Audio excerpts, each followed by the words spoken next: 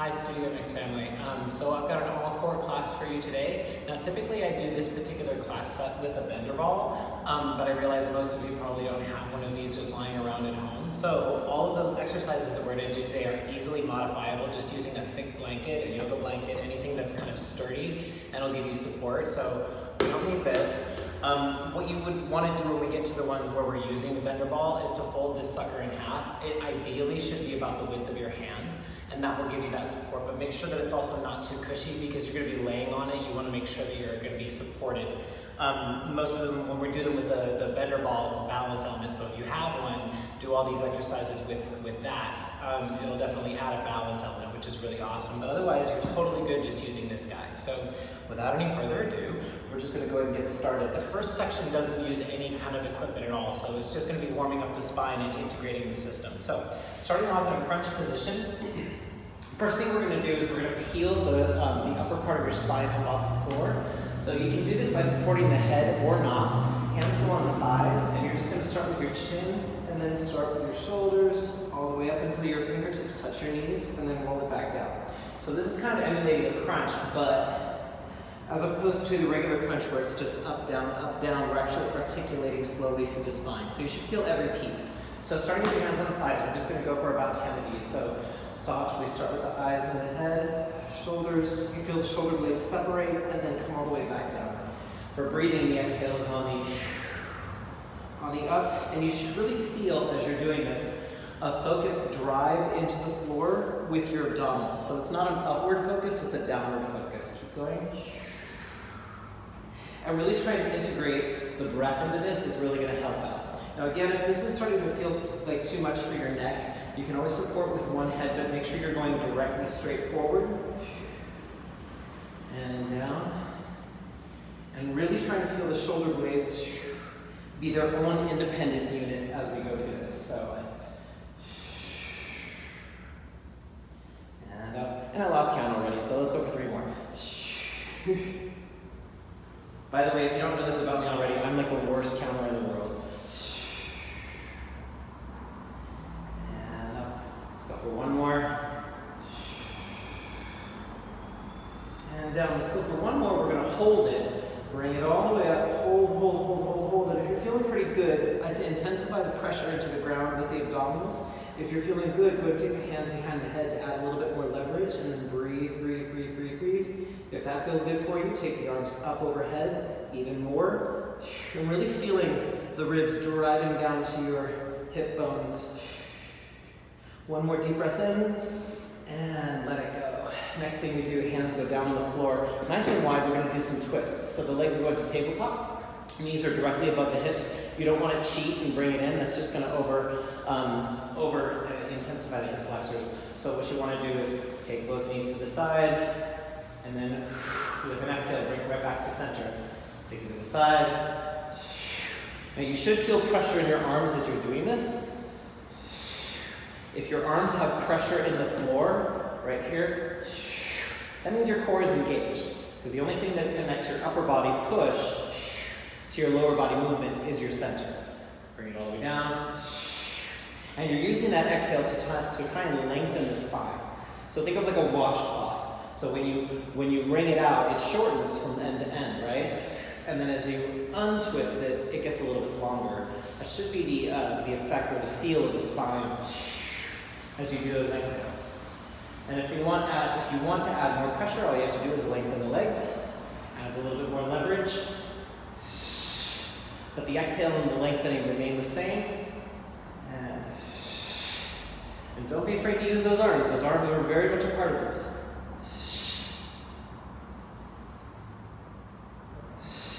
We'll go for about 2 more. Last one. Good. We're going to let that go. We're going to let the hip flexors relax for a second. We're going to flip it over and go into a plank with hip dips next. So, when you're ready, come on to forearms today. Go into your plank, check in with your hips to make sure that your hips are not hiking up. Usually when you have over-tense hip flexors, they like to kind of overdo the job, but it's restrictive. So you want to find that full length, thigh bones and heels reaching away and down. And then from there, we're just going to drop one hip bone down, and then back to center, and down. So alternating side to side. And again, just like the twist, you can use that exhale to bring yourself right back to that perfect plank. And again, every so often reminding yourself to drive your heels back. The more you drive from the heels back, the longer your thigh bones will be, and the more set your spine will be as we go through this. I'm sure you'd like to know how many more of these we're doing, right? Let's go for 10 more. 10, 9, and again, using your shoulders and your arms. 6, 5, 4, 3, 2, and 1. Bring it down, stretch it out, give yourself a child's pose, and just breathe here for a second. Next thing we go into is going to be a swim.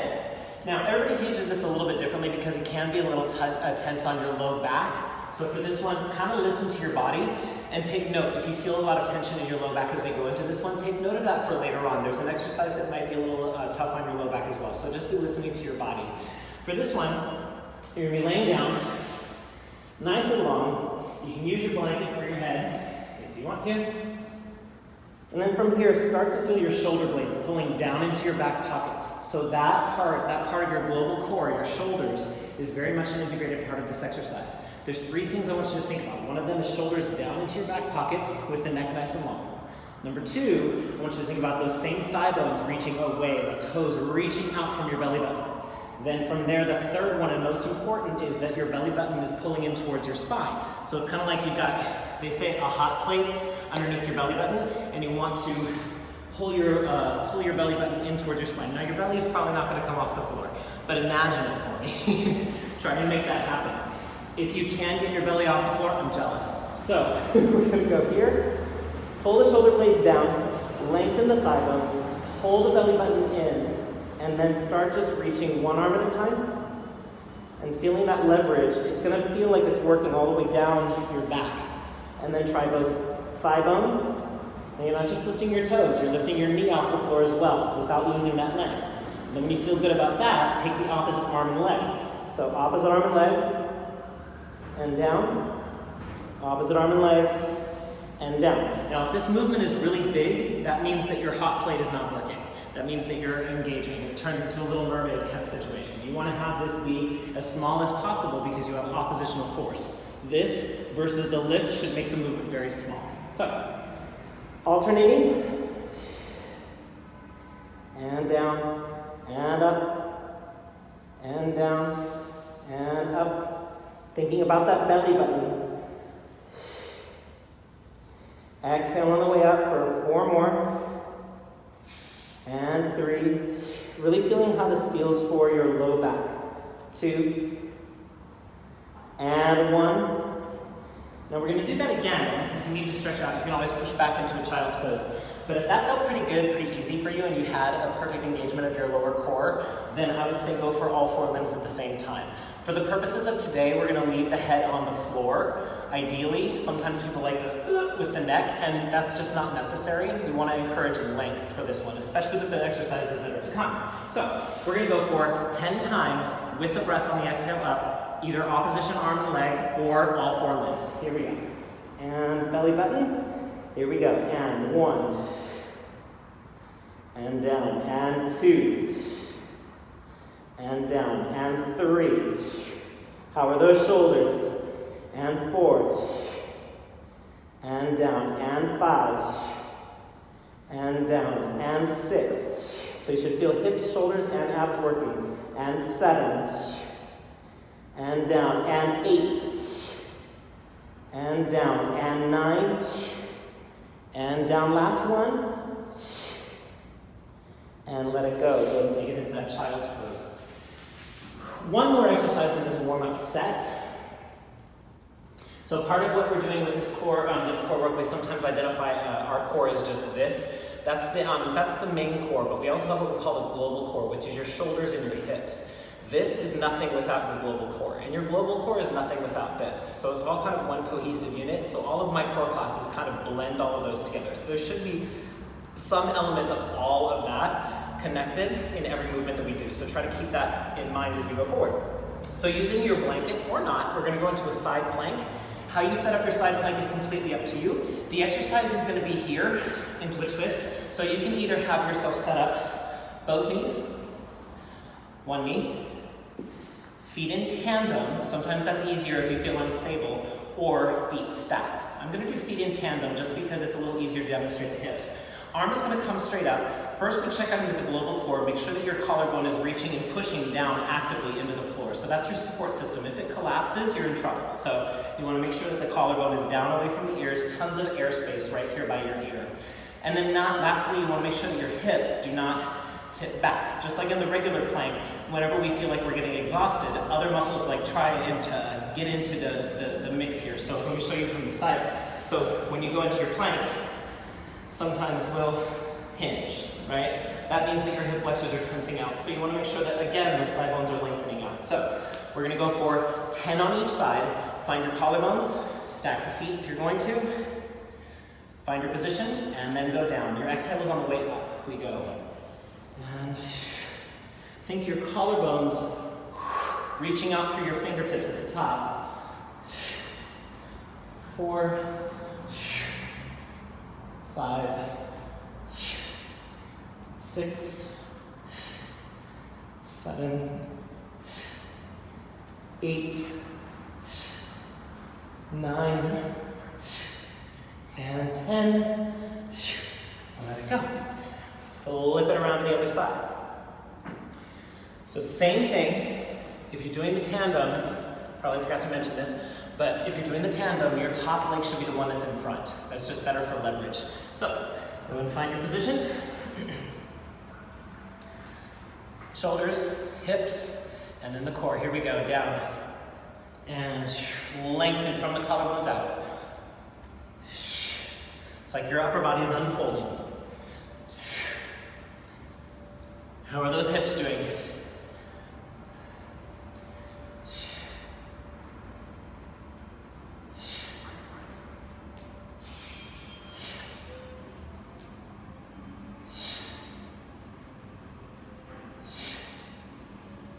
I'm guessing this is 9 and 10. Good. Go and take a second to stretch out whatever you need to. After that, I usually like to do an inner thigh kind of thing. So go into a child's pose. I'll face you so you can see. Go a little bit wider, kind of frog style, and then sit back on your heels and just give yourself a stretch here. So nice and wide, and all the way down. So it's like a child's pose, but just a little bit wider through the knees, and just kind of rock everything out. Release the hip flexors, release the inner thighs, all of that stuff. So that set that we just did, that warm-up set, is a great workout on its own if you repeat it 3 times through. So if you want to, and you don't want to use any other equipment, or if you don't like the exercises that I'm doing with the bender ball, just go ahead and take that warm-up set that we just did. It's a fully well-rounded, it gets every part of the core and the global core. It's a great set on its own. You can do that anytime, 10 minutes, bang, perfect. Then we're going to go on to the good stuff. So this is where the bender ball would usually come in. So go ahead and take your blanket, fold it to where it's about the width of your hand. And what you're going to want to do is you're going to want to put this in your back and wedge it. We're doing what we call earthquakes. You'll see why in a second. With a bender ball, we usually have to kind of stuff it in there. Don't think like low back for this one. Think like rabbit tail. Where would your rabbit's tail be?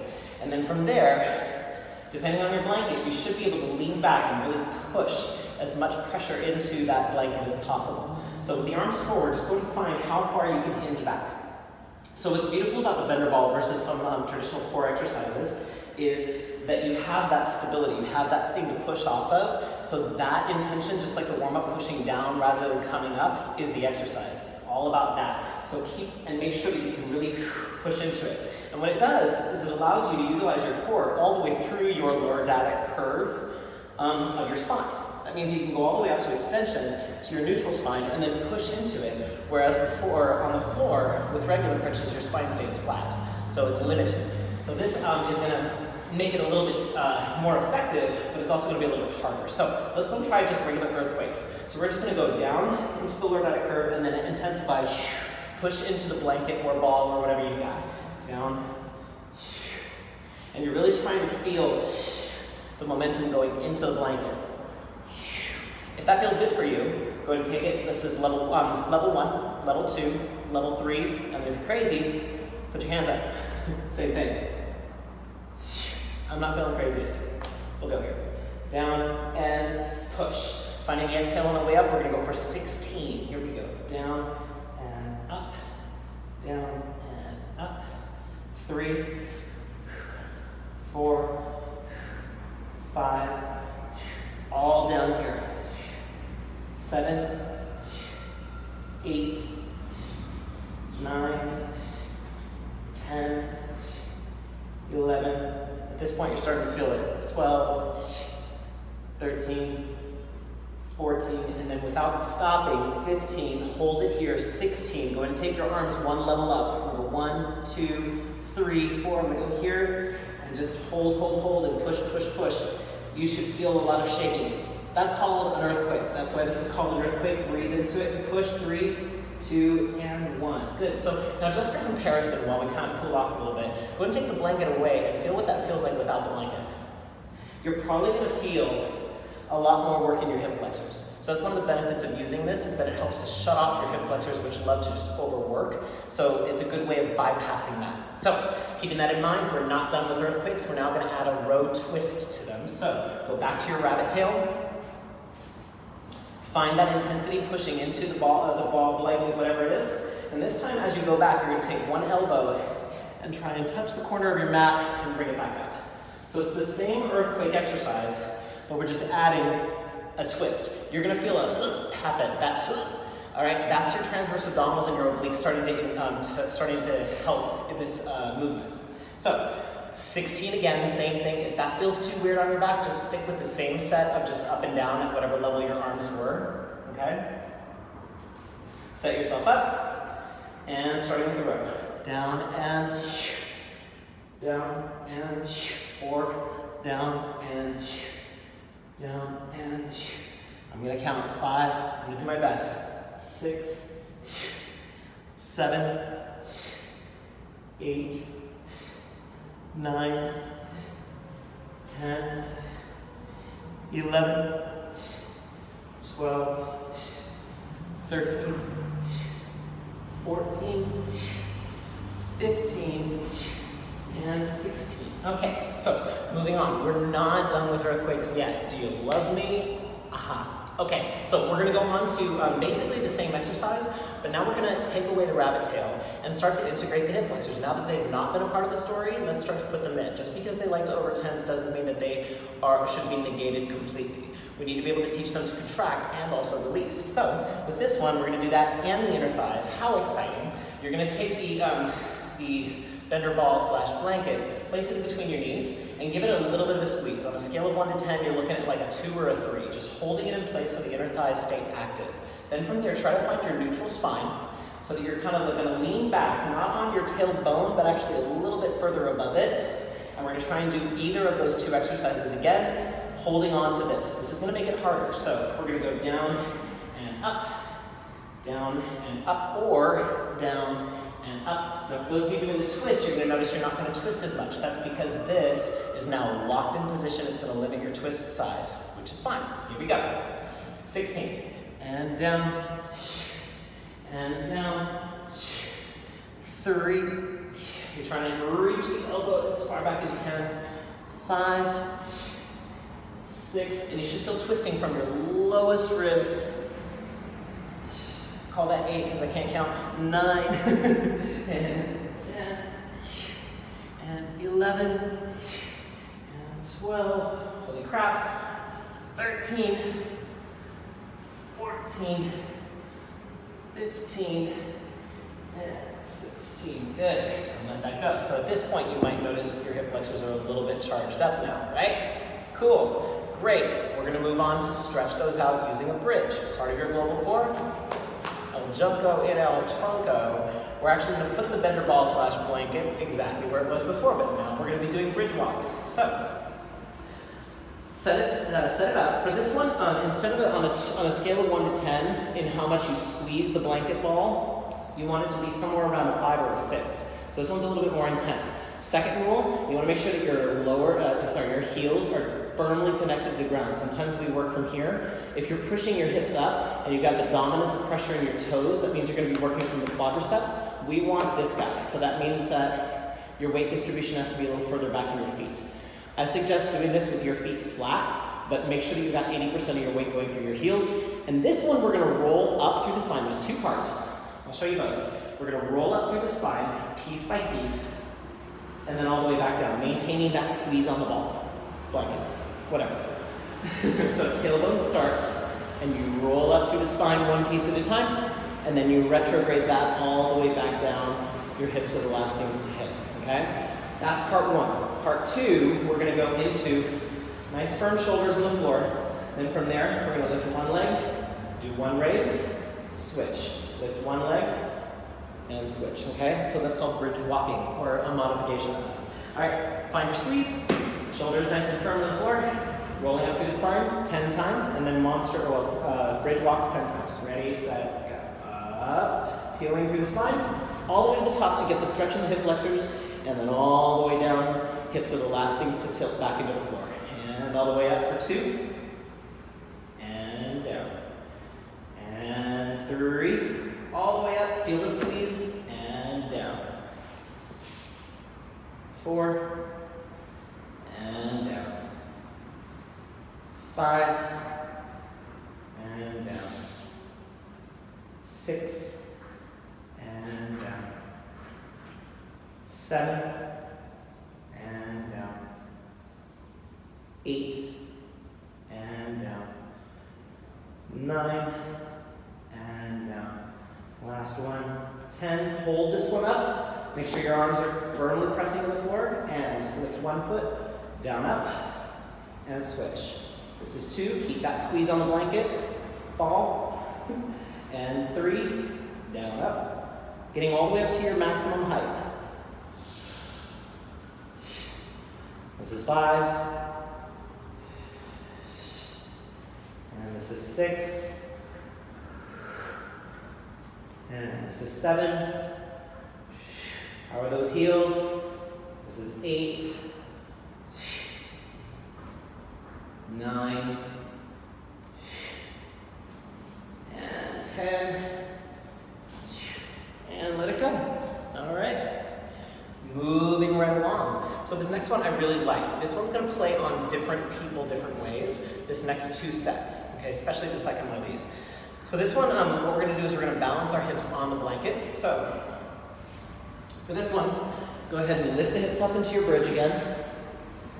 And go ahead and press the hips into the blanket so that you can relax. This should feel pretty comfortable. All right? Then from there, I want you to lift the hips up again and tuck the blanket a little bit higher up in the spine than you originally went. So your tailbone's kind of resting and lifting, falling off of the back of it. So if you're doing this right, you should be able to arch and tuck your spine nice and easy, and you'll feel yourself kind of moving around on the blanket. If you can't do that, that means that your blanket is too low. So pull it all the way up.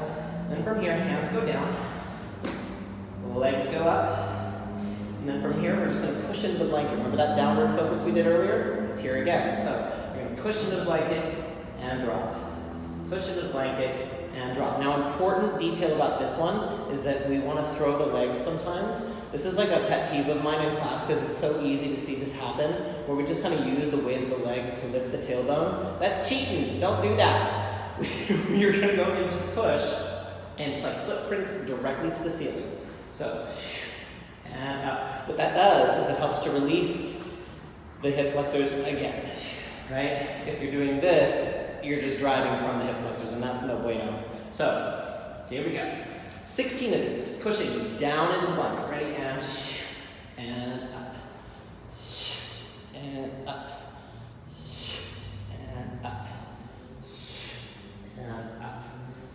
5, 6, 7, 8, 9, 10, 6 more, 11, how are those footprints doing? 13, 14, 15, and 16, and go ahead and rest. So, we're going to loosen up the legs for a second here. Keep the blanket exactly where it is. We're going to go into leg drops next. So if you noticed in that last one that your back was tensing up, I would suggest do the next exercises on the floor, okay? For some people, this is going to be a little bit harder because if you have an arch in your back and your QL, the muscle with the low back likes to tense up a little bit, it's going to have a really hard time releasing in this one. It still is a great exercise without the equipment. So go ahead and find that same place. And then from here, we're going to go into leg drops. So we go from tabletop position. So already in this position, you've got all this weight hanging out as leverage against your abdominals. You should feel engaged already. If not, pull that blanket up a little bit more, or take your knees out a little bit more. So from here, all you're going to do is tap the floor, and then right back up, down, and up. This is hard to talk with this one. And you're maintaining pressure. It never releases. 5, 6, 7. So what we're doing, 16 of these, what we're doing is we're training, I don't know what number I'm on, let's call that 8, 9, and 10. We're training the lower abdominals to support and the hip flexors to work. So the hip flexors are expanding and contracting and the abdominals are bracing. I want to do 2 more. I don't know what number that is. Last one. Up. Now, if you're a monster and you have like, oh, that's no problem, then I'm jealous again.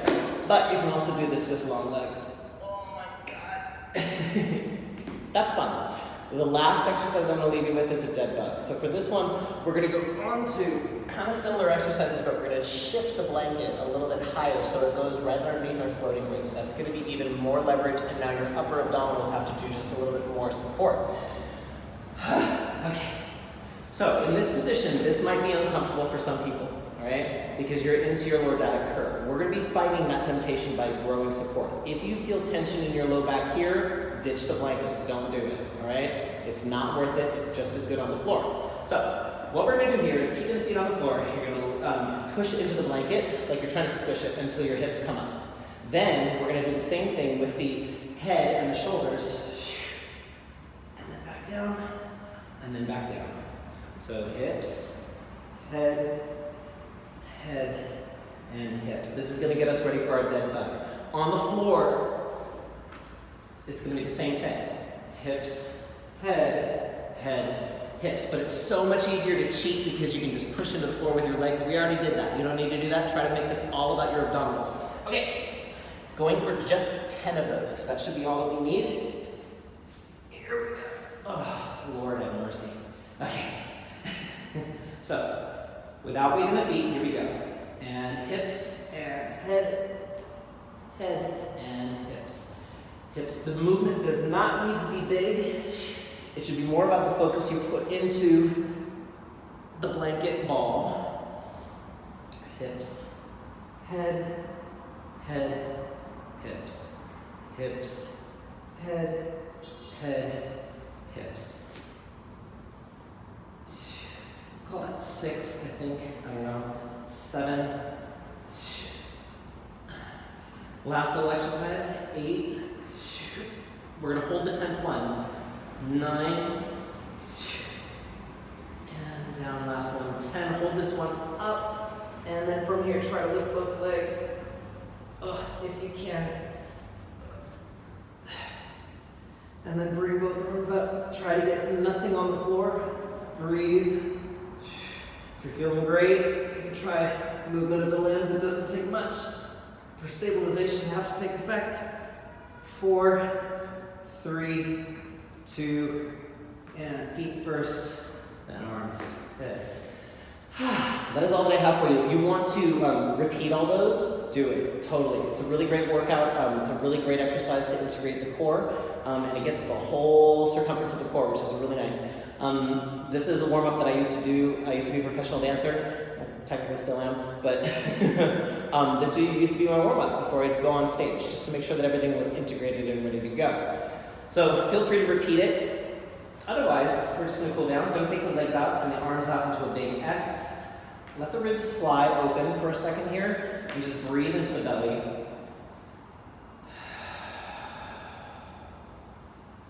Again, if this hurts your hips, your low back, remove the blanket. Everybody's a little bit different in that area.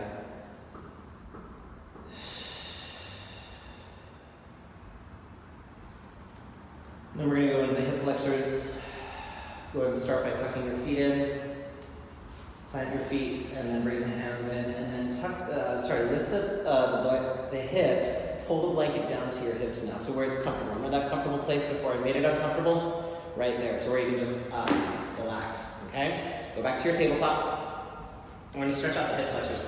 So, a couple of different levels for this one. We're aiming to stretch out your hip flexors. So, what we're gonna do is we're gonna brace one knee, and let the other leg extend nice and long down, like somebody's pulling your thigh bone out. You should feel a nice lengthening through here. And that's what we want to open up. Deep breath in. There is a level 2 for this one, so if that doesn't feel good to you, go and check out the second side. And we'll bring it up. Level 2, you can go into a happy baby pose. So grabbing the outsides of your foot. Stay here and breathe for a second. It's a good stretch just by itself, but we're going to make it even better by taking one leg and extending it down the same way. And press it out. So it's a half happy baby pose. How exciting. The baby is half happy.